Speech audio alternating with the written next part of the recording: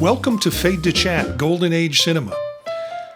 Cindy Rotz is with me, and in this episode, we're going to step into the gleaming, fluorescent lit world of American corporate ambition. We have not discussed this film before we decided to record this, so I have no idea what Cindy's impressions are of it. I have some things after watching it again that I was able to pick up on, and I'm curious with Cindy's eye whether she picked up on them too, whether she liked the film or not.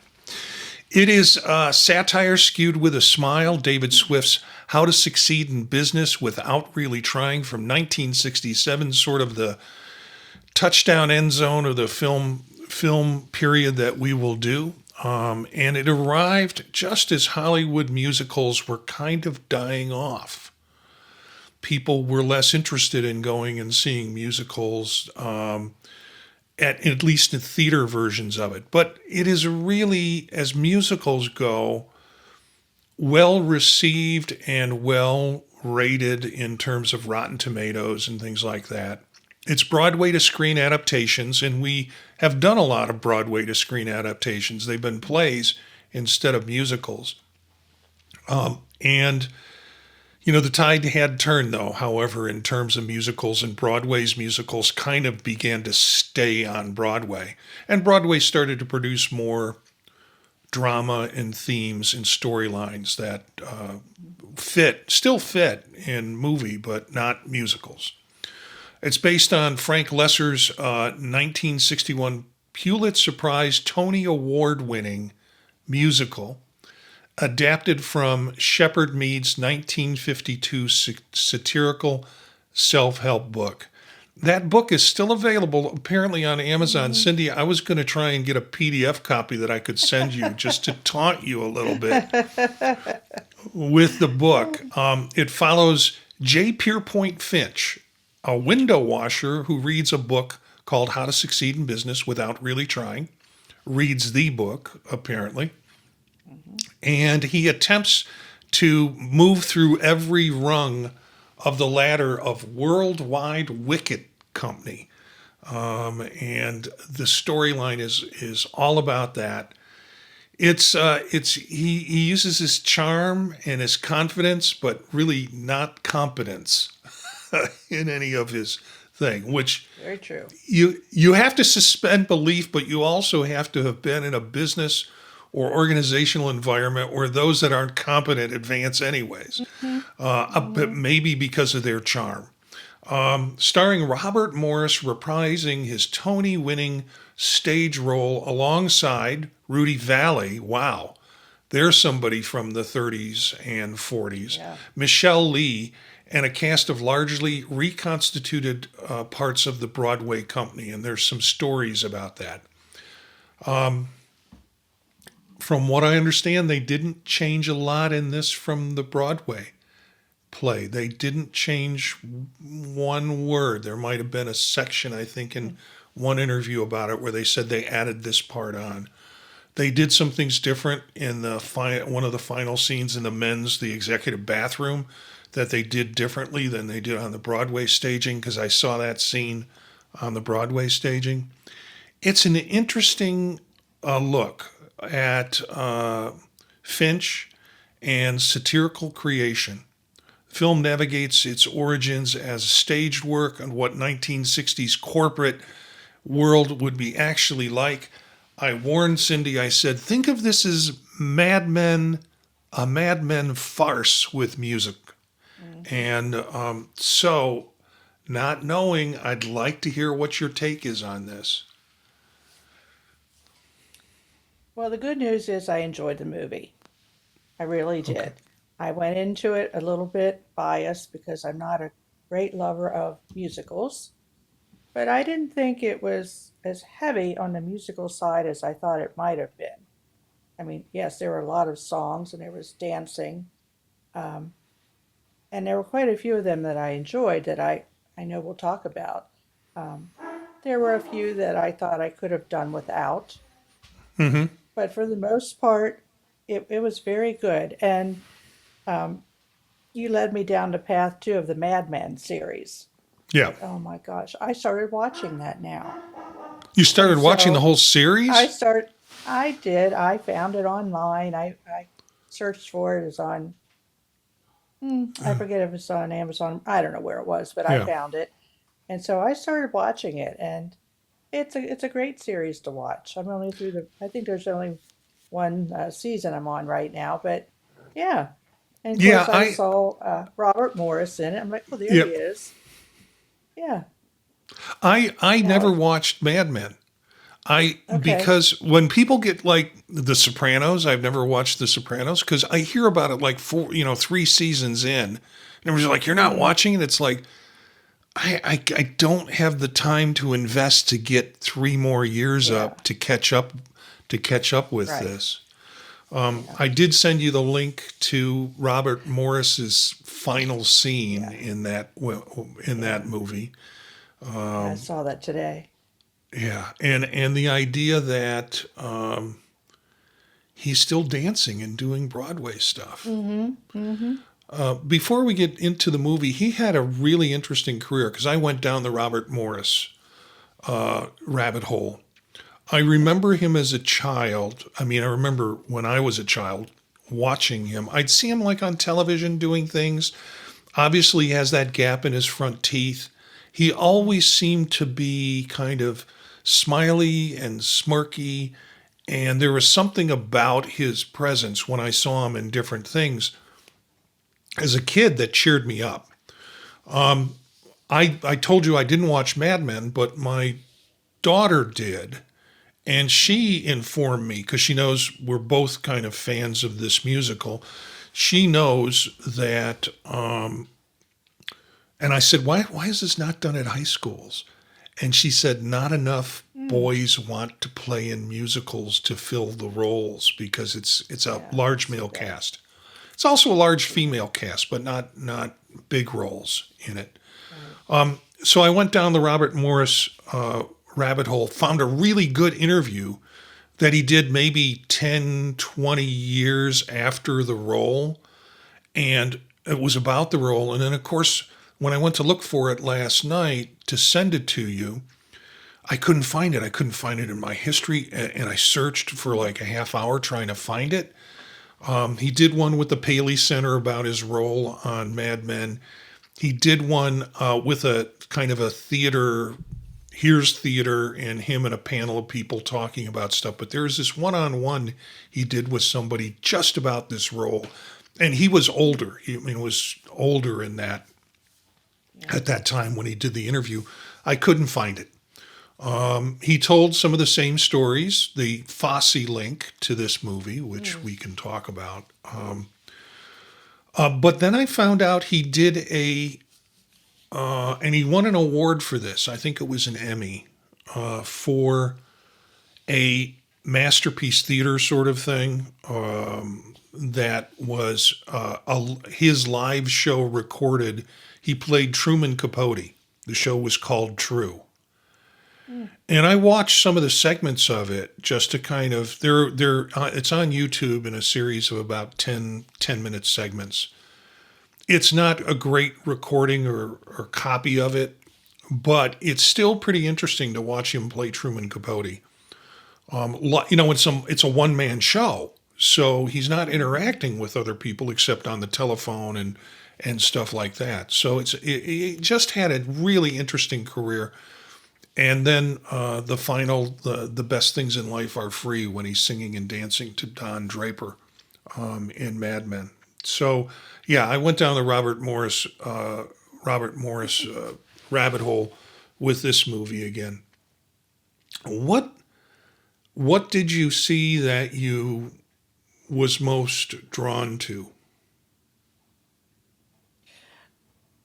Well, I'm going to ask you a question too in relation to that because when I first saw him and watched his expressions and watched his movements, particularly when he was dancing, I always, in the back of my mind, I thought he reminds me of someone. I know I say this with every Yeah. movie, but I really do. I free associate. I'm thinking, who in the world does he remind me of?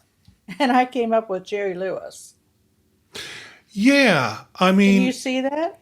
Yeah, particularly in this, Jerry Lewis built his whole career on like mugging the camera, Oh yeah, basically. And yeah, he does a lot of mugging in this role. He breaks yes, fourth wall, but he yes, kind of he I think that's part of the role. I mean, he yeah. feels like he's pulling something off on everybody Mm-hmm. Mm-hmm. through the whole role. So yeah, I Yeah. definitely see it. You look at the facial frame and Yeah. everything, very But he's much kind like of Jerry Lewis. spastic too. Yeah, Jerky and spastic. And I thought, yeah, yeah, that's who he reminded me of. yeah, Um, the first thing I noticed was that book that he bought, How to Succeed in Business Without Really Trying. yeah, Never paid for it at the newsstand. He just walked away with it. yeah. And I noticed. yeah, you Yeah, I notice that? noticed It's like, that oh, too. just I'm going to take a look at this. And then he just walks away holding it.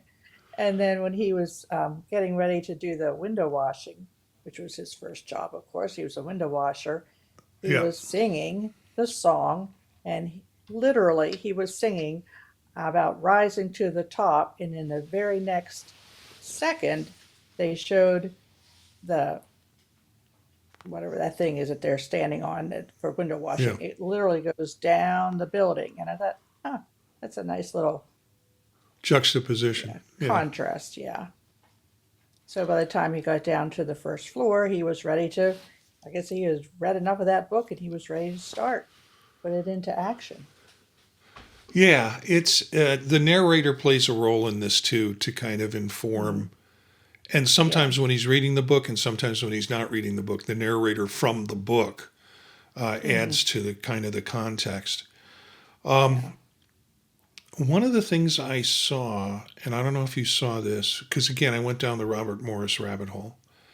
He said he really preferred of course, the movie made him internationally known, but he really preferred doing it on stage because on stage there were Mm. minimal set designs.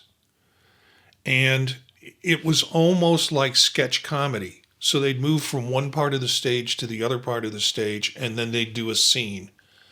And there Mm. wasn't this big elaborate stuff, but he said when you're doing the movie, you're walking down a hallway, and then you're turning to the right, and you have this big open area with desks Mm. in the secretary pool or the young Hmm. executive pool that he was he said I had to get used to that. He said I didn't kind of like that because it felt less like stage like sketch comedy and more like like story narrative, full story narrative with it. So Mm-hmm. I've got to ask you, what did you think of the sets? Oh, I love the sets. I'm sorry you couldn't see them in full color. They're Yeah. gorgeous. Yeah, the secretaries, I wrote down a lot about that. The colors were very vivid, primary colors, red, yellow, blue, some green, and all the secretaries and all their dresses I thought were interesting. They were all dressed alike, same style, same shoes, but they were very bright, bold colors, no stripes or patterns. They were solid colors, and their skirts had little pleats in them, so when they danced, it really showed their legs and Mm-hmm. all the movement. And of course, all the men just had on like plain gray flannel, blue shirt or blue suit. They just kind Mm-hmm. of faded into the background. Now, I thought the sets were fabulous. Lots and lots of color. And yeah, very, Yeah. very much, 60s, but I loved it. And this was the thing that they could do in the movie that they couldn't do on stage. Hmm. So when we talk about, like we've talked about Hitchcock films in previous ones, it's like, what can you do? And in many cases, it's just kind of the same staging that Yeah. you would have on a play, but it's a movie version of it. Rope is an example, except for the kind of Yeah. tracking shots that they did. That was the thing that triggered me. It was like, I wonder if Cindy's going to notice the colors here Oh, yeah. and Oh, notice yeah. the pattern in the dance line in the sense that you Yep. see corresponding on each end of the line, each side of the line, someone Yeah, it who was is dressed symmetrical. in kind of the same color. Hmm. I think it's time to talk about Fosse and Okay. with Fosse's influence on this. He did not do the choreography for the movie. He did the choreography for the stage, and Robert Morse tells a story about that. Maybe I'll mention it in a bit. And maybe you read about it too. Maybe you know about that story. No, But actually don't. Fosse didn't do this, but the main dancers from the stage play were hired to the movie, and they basically took a lot of they replicated a lot of Fosse's moves or styles in the movie. So this is really Fosse that you're seeing in terms of the dancing, including the final scene with the chairman of the board, and all the men are meeting trying to decide what to do, except for Jonesy. Jonesy's in that meeting. Right. All of that, and it was over the top dancing in that. Yes. But when I read the connection to Fosse, it's like, oh, then everything I saw that was a dance move or choreography, it was like, Makes this is sense. Fosse. This is over the top Fosse. I remember the boardroom scene where two men are facing each other and shaking each other's hand, and they're bent over and they're kick dancing the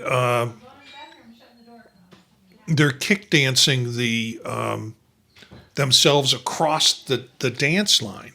And I'm like, whoa. First of all, it's amazing to see. And secondly, it's like, yeah, it's Fosse. Yeah, and they weren't young men either. A lot of No, them. no. No, they were not. They weren't all. No, I thought that to me was the best. I wrote that down. That was the best dance performance of the entire film for me. Yeah. Yeah, it's meant to be. And it's people talk about it in terms of kind of the big finale dance piece that Yeah. was done.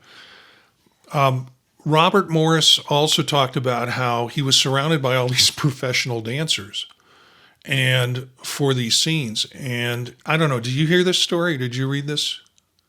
Okay. So this was on the stage play. And he's saying dancers get thing in like three tries. They got it. Yeah. He said, Right. I'm not a dancer. I don't get it in 3 tries. Maybe I get it in 3 days, or maybe I get it in 5 days. So Fosse decided that I need to work with this whole crew. I need to have Morris out of the way. So he sent him to his assistant, and his assistant, he said, go see my assistant. And he goes, and he's in their room over there, the studio. You can work with her while I work with these other dancers. She'll work with you individually and get you up to speed. And so Robert Morse goes and knocks on the door and enters, and it's Gwen Verdon, who was like Fosse's partner, I think, in life, and also kind of his partner in terms of doing dance. And he's like, I left Fosse, and I'm now getting private lessons from Gwen Verdon, who was known as an excellent, I mean, she was probably in some ways more styled than Fosse in terms of her dance. So he talks a little bit about that story and the interest in having that experience of being sort of tutored by Gwen Verdon. Well, that's interesting because I really watched him closely in that last dance number, and I thought he held his own. Yeah, yeah. Yeah, I thought he did a great job dancing. I wouldn't have known that. I don't know. Yeah, in even the credits we got, it says original choreography by Bob Fosse. Although he was not involved in the movie, he was doing something else. It might have been Cabaret. I'm not exactly sure. He was drawn away from it for another, or Pippin. I'm not sure what he was doing at the time. Stars Robert Morse as J.P. Pierpoint or Ponty Finch. Rudy Vallee as Yeah. J.B. Bigley. J.B. Bigley was played by John Larroquette on the latest version, John You Larroquette told from me Night that. Court. Yeah. I could see that. Yeah. And on the latest Broadway version, which was maybe 10 or 15 years ago, Michele Lee, who returns from the Broadway version of it to play Rosemary Pinkleton. Anthony Teague plays Bud Frump, and he had quite a active life in acting and Broadway, particularly in Broadway. So he was not just a one-off. I could see that. I could see that. And Maureen Arthur plays Hetty LaRue. Oh, I have a lot to say about her. Okay, go at it. When you're ready. Well, the first thing I said was her dresses. They were tacky, they were tight, and they were tawdry. I put down three T's, which, of course, it fit her character. I grew to really love her, though, as the movie went on. At first, I thought, oh my God, this is just awful. But I thought she was hysterical the more it went on. I did really enjoy her. Um, and I wrote down quite a few things about her. So I said I grew to love her throughout this movie. I thought her character was extremely funny, particularly the scene where she was going to be Ponty's secretary. And he looked up in the book, and he said, it said, test her to see what her skills are. The lower her skills, the more likely she is there because of someone higher up in a company. So he decides he's going to do some dictation. And she pulls out the notepad, and you can see she's writing like one or two letters on the page at a time. And he said, "What are you doing?" And she said, "Well, I'm doing longhand." She said, "But wait till you see me type." She said, "I can type like a jackrabbit. I can type 12 words a minute." And I thought, "Oh my God, yeah." And there was, of course, the one line when he said to her, he was trying to put this all together, like, how did I end up with her? And he said, "Well, what was your last position?" And there was this long pause, and she didn't know how to answer that because she obviously was involved with the boss, and she could have taken that in a Yeah. couple different ways. Um, I enjoyed when she called him at the office the first time, and he told his secretary he didn't want to speak to anybody, but then she put she put her through. And as soon as he started talking to her, he took the photo of his wife that was on the desk and put it down, face down on the desk. So while he was talking to his mistress, like his wife wasn't listening. Yeah. Yeah. I Yeah. And his wife was in Bewitched, by the way. His wife was in Bewitched. I'm trying to His wife remember was his in wife. Bewitched a couple of times. She was like a one of the executives' wives, same kind of role, Okay. but she was in Bewitched. I recognized her. Well, And go I ahead. like the Hetty LaRue That name. name, yeah. It's it And her, is I think a takeoff on Hetty Lamar. yes, The yeah. yeah. So But the clothing, I mean, good Lord. I mean, and of course, the time she came into the office and her walk was so exaggerated, of course, that tight little walk and switching, and they showed to her bottom with that seam right down her behind. mhm. And the one man, I don't remember who it was, they didn't actually name him. He had sunglasses on, and his sunglasses popped off as soon as he looked at her. And all the men, I mean, they were just ridiculous. They were practically like their tongues hanging out, like they've never seen a woman before. Of course, that's the satire of the film. Right. But it was so ridiculous. It was funny. And she knew exactly what she was doing. The scene where she came out of the shower. Now, Mm-hmm. that one I thought was too much. When she had the towel on and she comes out of the shower and she's literally bouncing up and down as she's walking. I was afraid she was going to bounce right out of that towel. That one, I was a little surprised got past the censors. I thought that one was a bit Oh, it's much. 67. Come on. Okay, all right. It's Well, it was 1967. okay. Yeah, but I did it, and I thought it did. I'm jumping ahead here, but she just went from, the boss who she was supposedly interested in, but she had her sights set a little bit higher, Yeah. as we found out at the end of the movie. Well, she had her sights let a little higher, and then eventually the boss, the CEO of the company, The he chairman of wound the up board, Wally. chairman of the board. Yeah, he Yeah. wound up retiring, Yes. and she kind of got her dream. She was in some ways we fault Robert Morse Ponty for being too much of an opportunist. She was an opportunist right along that Oh, way too, absolutely. even Oh, more yeah. so. Yeah, Yeah. she So was. she, Yeah, so I she think what you was. discover about her in the movie that makes her more appealing is you realize that she's got her own motives and she Mm-hmm. knows what works and what doesn't when you hear Mm-hmm. about previous employment that she had and such. So Yeah. she's intentional in what she's doing. Oh, yeah.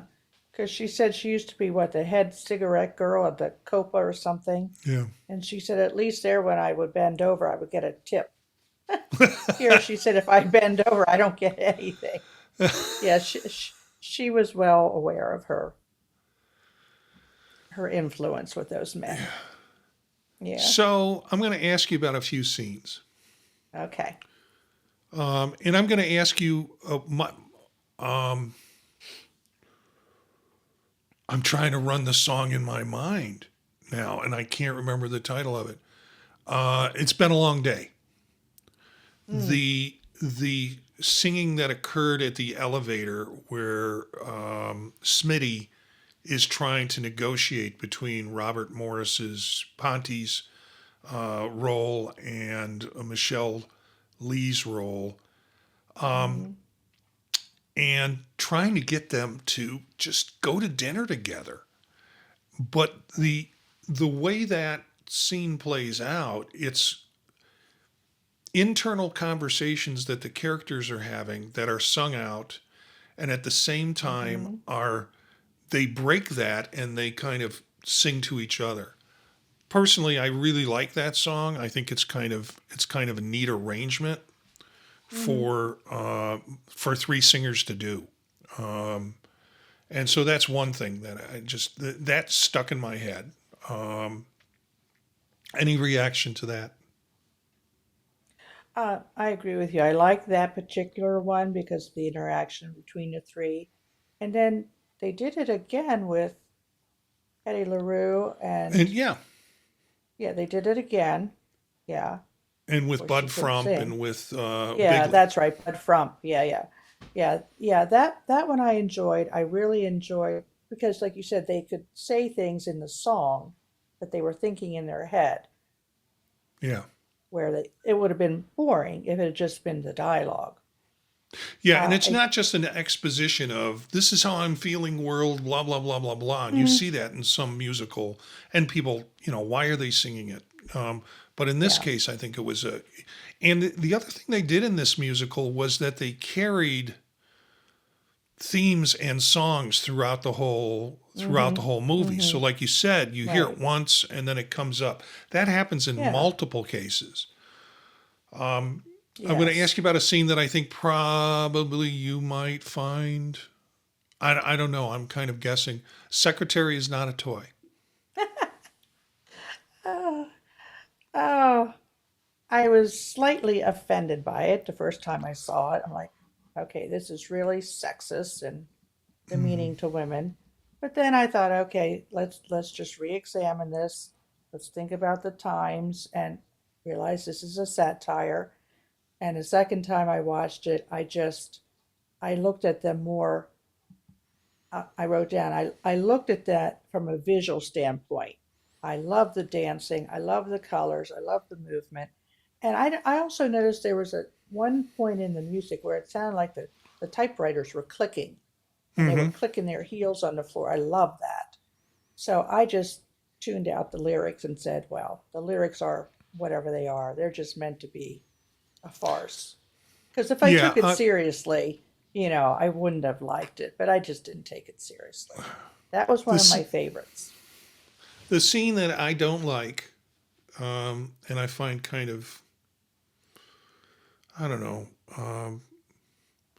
it feels forced to me, is all the secretaries getting ready.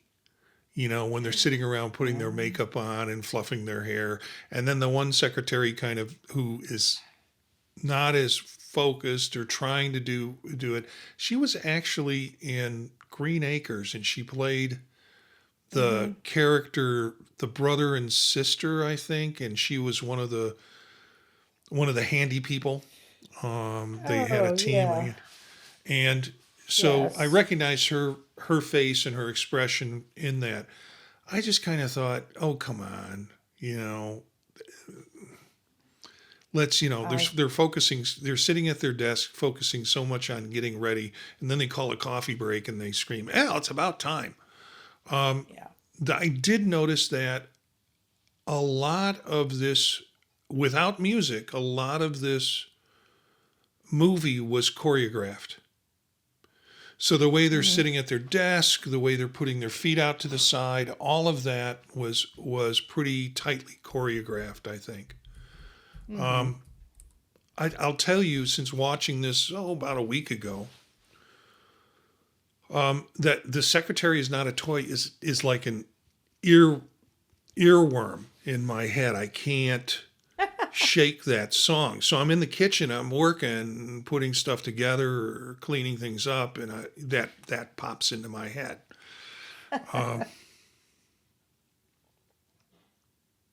Let's While you see. were saying that, I looked it up. She played Ralph Monroe.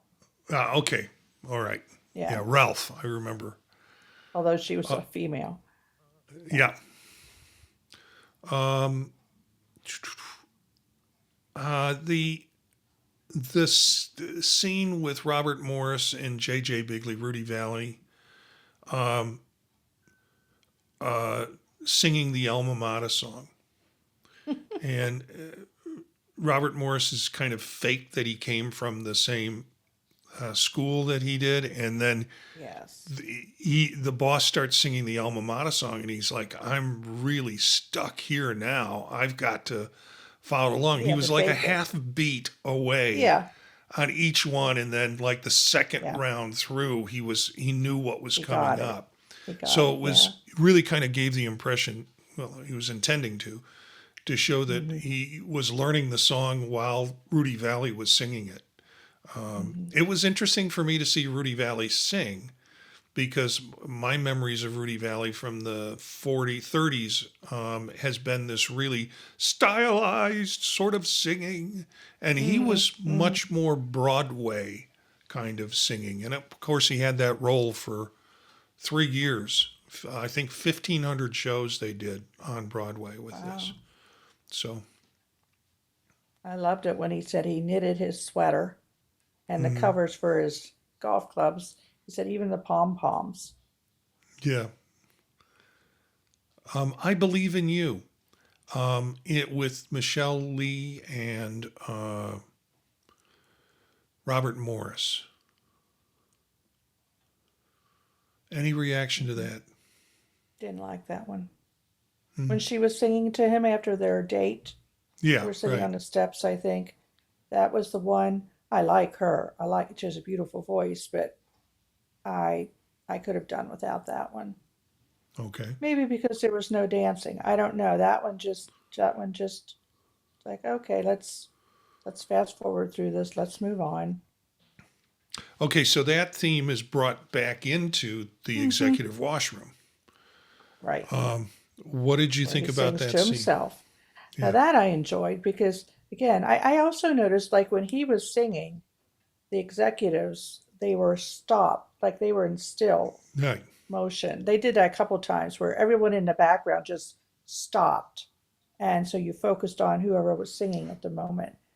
And I wanted to ask you about this. I'm glad you brought it up because I read two different things and I went back and of course I couldn't find where I read the one thing. Hmm. When when he was singing into the mirror, into his reflection, I read that that really wasn't a reflection in the mirror, that they had a double in there mimicking his movements. But then I couldn't find that again. And then I read that no, that's not true. He really was singing into a mirror. Well, I if wonder if it was like duck soup again. no, I don't. I would trust the latter than the former. That they, how are they going to find a body double with that Well, close up to? that's Yeah, that's what I thought too. yeah, That might have been one of those AI things that was yeah. wrong. Never The know. the thing that I saw him do whenever he was, there are lots of YouTube videos of like the night that he won the award, Emmy, I believe, for True, the Truman Capote thing. They had him do a Hmm. song. They had him do that song, Hmm. and and he comes out, and it's like you're the other side of the mirror. Oh, So he's singing through the oh, that's mirror to you. interesting. So I Yeah. wonder how that was staged on Broadway. Again, remember he said it was much more sketch comedy. What I liked about the movie musical version of it was you're right. They used them. It was a counterpoint between him and the men who Hmm. were like, "We got to do something about this guy. Yeah, we got to He's stop good. you. We've got to stop you." And they did a lot of Hmm. like humming too, which was Hmm. interesting. As a Hmm. group, they were humming through Yeah. portions of what they were singing, and they froze. They were freezing, like reaching for their Yep. their Right. coats before they were ready to leave. Yeah. I thought it was an interesting scene. I can't imagine. I don't know. I haven't seen the Broadway version. I didn't see the original, and I haven't seen the redone one. Hmm. And although I saw a version of a section of the redone where they do "Hail Old Ivy," they do that song, which is John Larquette, and I can't remember the guy's name who played Ponty. And in that scene on the most recent version, they're singing that song, and at the end, all these football players come out on stage and do dancing. Hmm. And I thought, well, that wasn't done in the movie. Of course, it couldn't be done on the movie. The football players were Yeah. off Where would playing they come from? football. And where did they come from? You think the same thing for the Broadway musical, Yeah. but it was just different. And so I think about, I would like to see the different versions of it. I'm afraid I would be disappointed at this point because if it Hmm. really is like sketch comedy, I can imagine them putting up a mirror frame and him singing through the frame. So what Right. I saw would be Right. what I saw on this television awards, Emmy Awards thing could have been very similar to how it was staged on Broadway. So yeah, Brotherhood of Man. This is the last one I think, unless you have ones to contribute. What do you think of Brotherhood of Man? That was my favorite. And I like that they had, they had all the men in, but then they, at the last minute, the secretary joined in. Yeah. And she got up behind them. She got up on the desk. And, that was, again, a very strong contrast to the men because she was a very high soprano. But she joined in. And again, I thought the dancing was really very well done. And I think that's what I expected more from this movie, as far as I don't just like a random song thrown in. I think Yeah. that's why I didn't like the one with Michele Lee. But I liked the dancing. So I guess I really do like a musical, but I like to hear the singing with the dancing, Hmm. not just the one. No, I that was my favorite. Yeah. Jonesy, you picked it right out. Most of the men were singing tenor, and Jonesy was this really strong Okay, very soprano high.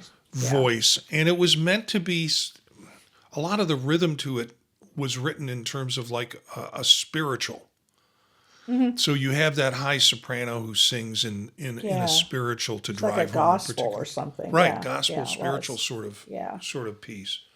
yeah. But the dancing in that, and particularly if you watch it, and if our viewers or listeners watch the men doing the line dancing and crossing back and front Hmm. and behind them, but back and forth from one side of the stage to another. It's really quite tremendous. So I want to ask you because you brought up, I don't remember his name. Who played Bud in the movie? In the movie, it was Anthony Teague. Okay, did he have a dancing career? Because he danced very well. I watched him. I don't know. That's a good question. Let's see what Yeah, he he has was been excellent. in. Uh, He was very loose and natural looking. It didn't seem like it was forced for him at all. he's known for West Side Story, Oh, there you go. How to Succeed, an Elvis movie, The Trouble with Girls. Hmm. Uh, he did some Barefoot Executive. Now I'm looking at basically his movie credits, not his theater credits. Hmm. So, yeah, and he uh, 1940 to 1989 died of cancer Hmm. at the age of 49. So, He was another interesting character. He had such exaggerated facial expressions and movements. At first, I didn't care for him. I thought he was very childish and immature, and he certainly was a tattletale. Running to his mother. He'd call his mother every time he didn't like something. And then she would, what would she call her sister? And then her sister, how was that? He was married to, to or his his mother was, yeah, his mother was a sister of the boss's wife, his I wife, believe, yeah, because he was the nephew. He was running the tattletale all the time. yeah, to Auntie. Um, Yeah. he did two tours as Zach in the National Touring Companies of the Chorus Line, so he had Okay. hoofer capabilities, and Okay. originated the role of Jimmy in 110 in the Shade, the Broadway musical version of The Rainmaker. Mm. So yeah, he had a good career, although a shortened career. I'll tell you someone. I don't know if you'll recognize this guy, Robert Q. Um, Lewis. Do you remember Robert Q. Lewis? He eventually, at the I end of the have seen a movie, picture of him. he got the position in personnel. He became the personnel director. Robert Yeah. Q. Yeah. Lewis was a regular on What's My Line, the television's Oh, movie. okay. So, is there any other notes that you have that you want to talk about before we get to what we're going to do next week? Well, I had two minor things. One was something I noticed that was wrong in the movie. Okay. When, after he hung up, the boss, after he hung up with his wife, he was very annoyed and frustrated. And he said to his secretary, I need something to calm my nerves. And she said, where did you put it? And of course, in my mind, the first time I saw it, I thought, oh, I must have a bottle of booze in his desk drawer. And she said, I put it in the right hand drawer, in the back of your right hand drawer. And he immediately pulled out his left hand drawer and took out his knitting. That's what he was using to calm his nerves. How could they But screw that up?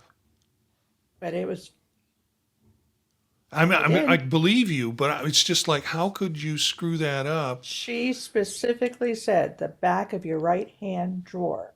And he reached immediately into his left hand drawer, pulled Yeah, out his knitting. but I mean, as a director, how could, Mm-hmm. or someone who's setting props in that for him to Mm-hmm. reach, obviously, he knew to go to the left hand drawer to get it because Mm-hmm. he got it from the left hand drawer. But the person then giving the prompt over the speaker, the phone speaker, they must have, did they get their line wrong or was the line given to them wrong? I don't know. Yeah, that's And strange. I think he really did know how to knit because I watched him. Okay. because I'm a knitter. I thought, yeah, he did that Huh. right. Yeah. And the other thing was, and I'm sure you read this, the one scene where Ponty's going down a New York street and he's singing. What was he Yeah. singing that time? Was he singing "I Believe in You" again? I don't remember, but he No, was I think singing it a was song. company way. And Okay, he wasn't singing, he was or just was he just dancing, and it was in the music was dancing to playing in it? the background, and I think it was Okay, company way. okay. I read that that was shot obviously in New York City Right. on the streets, and they didn't. It wasn't like they had hired all those extras to be around him. That was real New York City people, and there was only one or two that even glanced at him. He's walking down the streets dancing Yep. and jerking around and having a high old time. And there was one lady in particular, she kind of turned and looked at him and smiled, like, oh, what is that? But nobody paid any attention to him because it's New York City. Yeah, I think I read that it was on a truck. They had the camera on a truck, and they were trying to Okay. follow him with that. And that's how they got that shot. But they didn't inform Yeah. anybody around him he was going to do that. He had to Yeah. kind of move his dancing in some places. If you look at it, he had to go to the other side of the light Uh-huh. post to avoid what was coming up on the one side of the light post. Yeah, Yeah. that's an That was a fun interesting scene. piece. Yeah. Yeah. I want to ask you this. What did you think about his song in the mailroom, The Company Way, In the beginning. right in the beginning? In the beginning. Um, This is how you stay safe, basically, in the company. If somebody asks you if you have yeah, an it opinion, it yeah, kind of told you his plan, basically. This is what I'm going to do, and this is how I'm going to do it, and I'm just going to toe the company line, and I'm just going to do, yeah, if they well, say he jump, got I'm it. going I mean, it was really he was getting the advice from the head of the mailroom, to. Hmm. and particularly, I think it challenged him because it's like, yeah, this is what I do. I do the company way. How long have you been in the mailroom? 40 years, Yeah. and he's like, I'm not staying here for 40 years. Oh, no, he knew. Well, he was what there, Yeah. 2 hours? And Yeah. he said, I've been here long enough. Yeah, and then he was smart enough because they were going to promote him to the head of the mailroom, and he knew that was going to be a Yeah. dead end for him. So he said, "No, give that job to Bud because he's better qualified." Yeah. And at first, Bud thought that was just great until he realized that then Ponty was being, you know, promoted even higher than him. Yeah. So yeah, And then Bud complained to his aunt, yeah, he and his called aunt his complained to his sister, and then he yeah, wound up finding himself in junior executive pool, which, yeah, I was going through and looking at other pictures, and I ran across this one, which mm, is a stark look at the way the set is designed. Everything, they're all junior executives in the junior executive pools, all sitting behind the same types of desks with the mm-hmm, same kind of briefcases, wearing the yep, same suit. same suit and tie. Yep. Um, and in the back, you can see the same kind of teletype machines or machines in the Mm-hmm. back against the wall. Yeah. I mean, someone who did the set design on this was insane Yeah. in terms of Yeah. what they were able to do with that. So, Of course, every time he got promoted, his offices got grander and grander. right. And at the very end, when he's chairman of the board, it almost looked like um, I'd have to go back and watch it again, but it almost had a kind of a church-like Yeah. altar in it. And you had the background singing of a choir that sounded like it was Hmm. angelic Hmm. to add to that impression in it. Yeah. So, what are we doing next time? We are going back to 1947 with Life with Father. And this is a William Powell movie Hmm. with Irene Dunn. Now, we've seen Hmm. Irene Dunn. Yes, we have. You like her. Uh, Elizabeth Taylor. And the Yeah. IMDb picture of Elizabeth Taylor has her in a Oh, Cleopatra outfit, and I'm like, maybe this is not the best no, picture of no, no, her. no. No, That was that's the wrong. movie. That was movie that killed the studio system. Edmund Gwynn, who was dressed up as Santa Claus Yes. from Miracle on 34th Street. Zazu Pitts, Emma I'm not Dunn. sure who that is. And Irene Yeah, this will. Dunn, she sings in this movie too. Oh, okay. Martin Milner is in this movie from, and of course his picture has him. His 60s television show was well. All I'm seeing is Valley of the Dolls. He was in the Adam 12. He was in Adam Mm. 12 in the 60s. So yeah, an interesting movie again, and not to diminish it. Comes from a Broadway play. I'm sure we'll be able to see the staging and the scenes that are part of it that make the movie so impressive. And we'll be back in our next episode to do Life with Father from 1947. So Just on a side note, I think the first time I watched it, it was in black and white, but I just watched it yesterday. I saw a colorized version of it.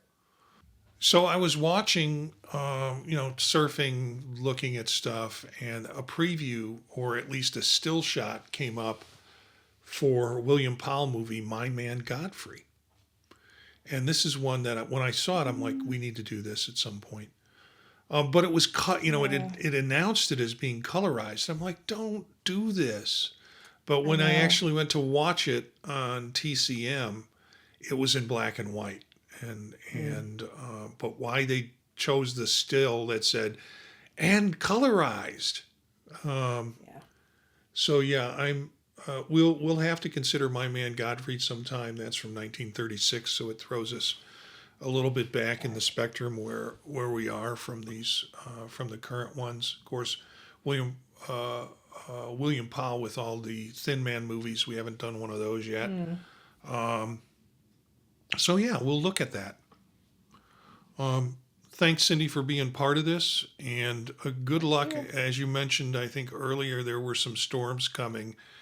They've Yeah, just it's gone it's through. moving in. They've gone through here, and yeah, they're moving in. Lots of wind and lots of rain last night Yeah, and the where I live. temperature is going from like 67 down to 30 something. Right, very Crazy. freakish. Yeah. And then you'll see Hmm. things like a snow warning. It's like, wait a minute, it's just Yeah. 67 outside. Yeah. So join us next time for Fade to Chat as we revisit another classic, in this case, Life with Father from 1947 with William Powell and Irene Dunn. You can catch us and find out about us on the website, thepodtalk.net. You can always email us if you have suggestions or ideas at thepodtalknetwork@gmail.com. And you can see past episodes by going to our YouTube channel, youtube.com/@fade to chat, and enjoy some of the past episodes that we've done, and maybe see some of the stills that we're talking about as we talk about them with this.